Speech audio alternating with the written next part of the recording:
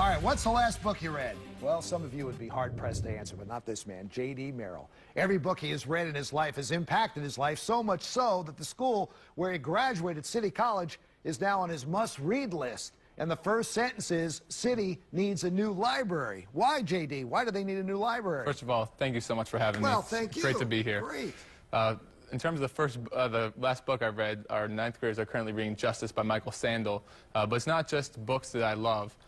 It's the spaces that house books, libraries. They're just absolutely magical. And at City College, we currently don't have a functioning library. No kidding.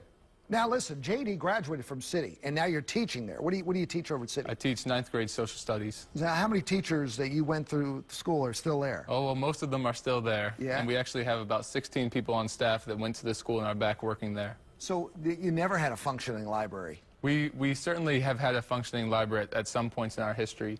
The school was built in 1928, and in 1978 the library was renovated. It's a 13,000 square foot space. It's absolutely beautiful in terms of the bones, the architecture of the space, but it's gone into disrepair in recent years, and it hasn't kept up with the times. When you think about a 21st century library, students need access to internet, they need access to online databases, and we currently don't offer that for our students. So why we brought J.D. in here is he's going to be working himself crazy trying to be a leader of this fundraising campaign. You want to raise how much? We need $2 million to build a new library for the school. And how much so far? We're at $1.2 million, so we've made tremendous progress, but we're calling on our alumni and school community to go to citycollegeslibrary.org and really help us get the rest. There's an alumni guy named Kurt, what's his last name? He used to be Mayor Schmoke. Kurt Schmoke, yep. You better be involved. Kurt Schmoke is one of our honorary co-chairs of the campaign. He's been an extreme ally for us. What's it like for you to be a fundraiser? I mean, you set out to be a social studies teacher, and now you're a fundraiser. What's that like? Sure. Well, City College ingrains public service in its students, and that rubs off on the teachers as well.